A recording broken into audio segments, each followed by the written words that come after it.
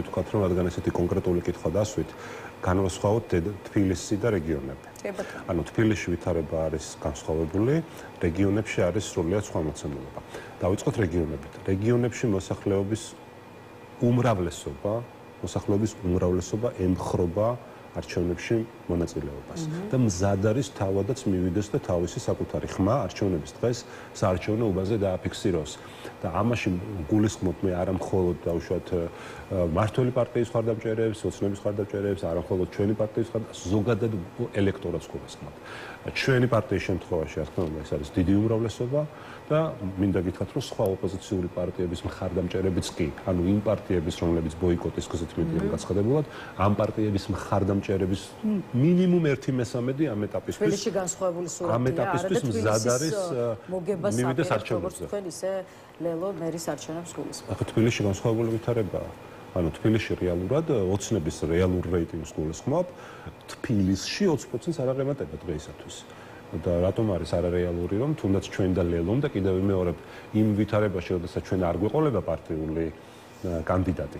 თბილისის მერობის კანდიდატი არ იქნება არც პარტია გახარია საქართველოსთვის წევრი და არც პარტია ლელოს წევრი და კოალიცია ძლიერი საქართველოს წევრი. ეს დიდი ალბათობით იქნება ნეიტრალური უპარტიო პოლიტიკურად ნეიტრალური უპარტიო კანდიდატი და ამ პირობებში რა თქმა უნდა ჩვენ გვაქვს იმედი იმისა რომ ამ კანდიდატს გარდა ჩვენი პარტიების მხარდაჭერისა იქნება იმ ოპოზიციური პარტიების ამორჩეულის მხარდაჭერაც რომელიც მზად არის მივიდეს არჩევნებზე და საკუთარი ხმა დააფიქსიროს.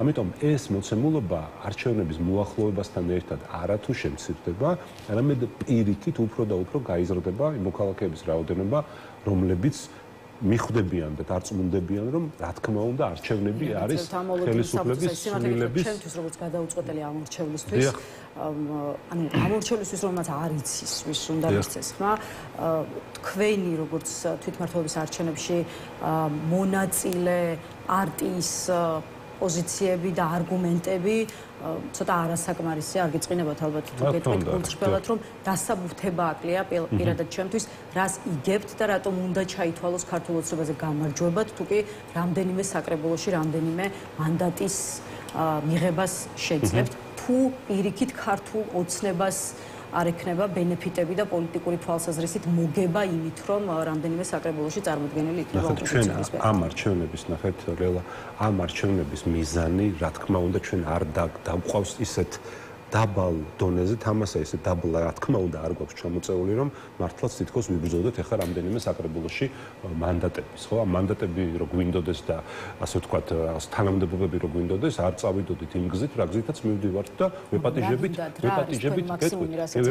პოლიტიკურად ნეიტრალურ კანდიდატებს ხო ანუ რეალურად ეს ერთი რასაც ვაპირებთ ეს არის ის კიდევ ვიმეორებ რომ ამ პოლიტიკა დავაბრუნოთ პოლიტიკურ პროცესში რეალურად ჩვენ უნდა ვიბრძოლოთ ოცნების წინააღმდეგ რეალურად. თქვენ რასაც ამბობთ ძალიან ობიექტურად, ეს ერთი სიტყვით შეიძლება შევაფასოთ როგორც უთანასწორო ბრძოლა. ხო, აი ხა ძალიან ბევრი ფაქტორი მიუთითებს იმაზე, რომ უთანასწორო ბრძოლა ყველაფერი ოცნების ხელშია.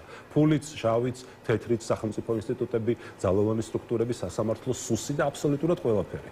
ანუ ეს ნიშნავს იმას, რომ უთანასწორო ბრძოლაა და ამ უთანასწორო ბრძოლის გამო ახლა ჩვენ ამ ბრძოლის ველს ხო ვერ დავტოვებთ. ანუ ამორჩეველს მარტო პირისპირ და დაუცველს ხო ვერ დავტოვებთ ოცნების წინაშე.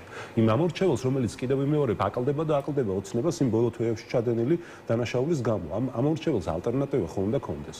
და ჩვენ სწორედ ამას ვაპირებთ, რომ ამ ოცნებისვე ამ ამორჩეველს, რომელიც ჯერ კიდევ არის ყველაზე მსხვილი ელექტორატი და ეს უნდა ვაღიაროთ, რომ არც ერთ სხვა პოლიტიკურ პარტიას ცალკე აღებულს ასეთი მსხვილი ელექტორატი არ აქვს.